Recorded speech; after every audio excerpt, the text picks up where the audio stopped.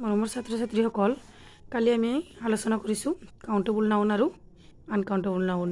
Countable noun গণিব পৰা প্ৰাণী বা বস্তুক কাউণ্টেবল নাউন বুলি কোৱা হয় আৰু গণিব নোৱাৰাক আনকাউণ্টেবল নাউন বুলি কোৱা হয়।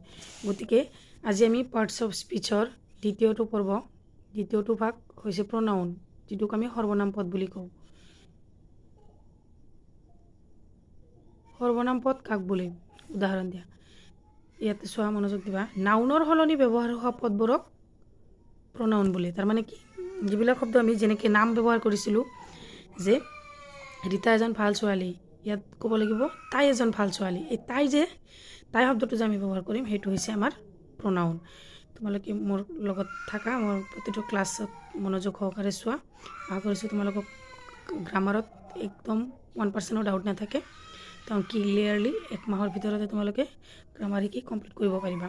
গতিকে নাউন বুলি কি ক'লোঁ, যে নাউনৰ সলনি ব্যৱহাৰ হোৱা পদকে প্ৰনাউন বুলি কোৱা হয়। নাউন হ'ল যিকোনো নাম বস্তু, যেনেকৈ ৰাম। ইয়াতে চোৱা, ৰাম, ইয়াতে হি। ৰাম ইজ এ বয়, ৰাম এজন ল'ৰা। হি ইজ হেণ্ডচাম, হি কি মানে হেণ্ডচাম, ধুনীয়া, দেখাত মানে ধুনীয়া। ৰামৰ জেগাত ইয়াতে কি আহিছে? হি আহিছে।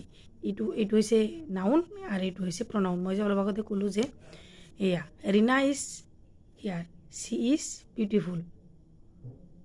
দেখিছেনে? এনেকৈ গতিকে তোমালোকে বুজিব পাৰিলা যে নাউন আৰু প্ৰনাউন ইয়াৰ মাজত পাৰ্থক্য হ'ল, নাউন হ'ল নাম, আৰু নামৰ সলনি যি ব্যৱহাৰ হয় পদ, সেইটো হৈছে প্ৰনাউন।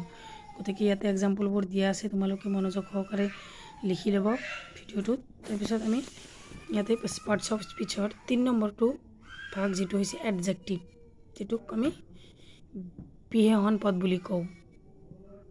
চোৱা, এডজেক্টিভ বিশেষণ পদ কাক বোলে? উদাহৰণ দিয়া।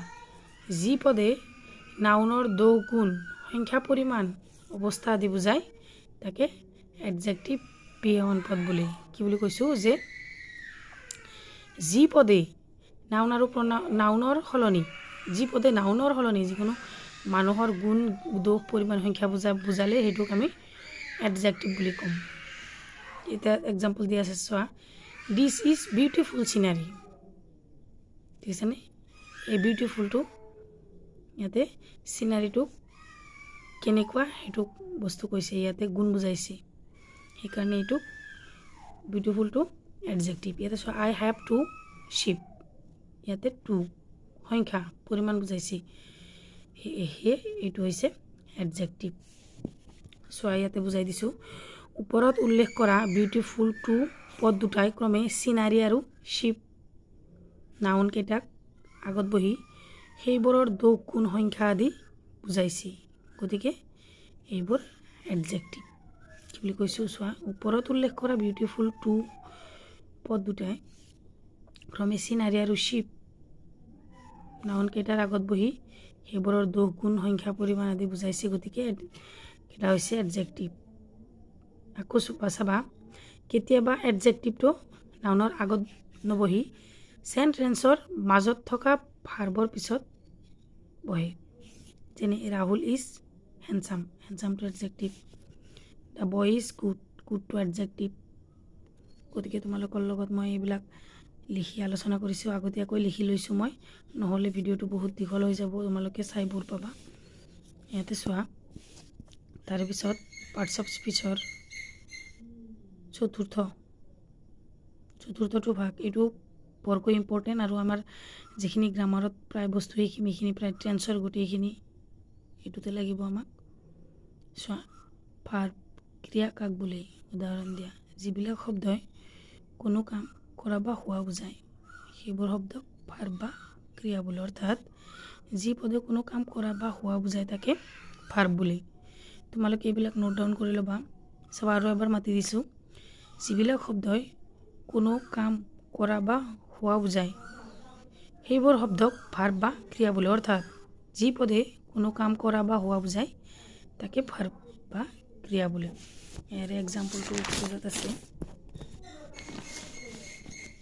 চাবা। যেনে কি বুলি কৈছোঁ, ক্ৰিয়া প্লে মানে খেলা, এইটো এটা ক্ৰিয়া কৰা।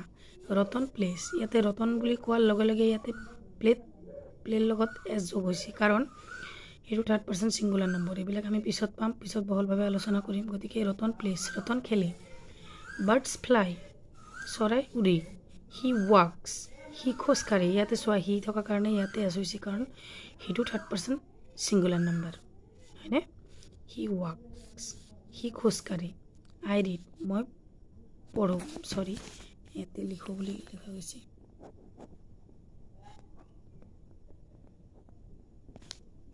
মই পঢ়োঁ আই ৰিড যেনেকৈ হি ৰাইটছ আই ৰাইট এনেকৈ এক্সাম্পল গতিকে আশা কৰিছোঁ তোমালোকে অলপ অলপ বুজিব পাৰিছা নেক্সট ভিডিঅ'টোত আমি 6, 7, 8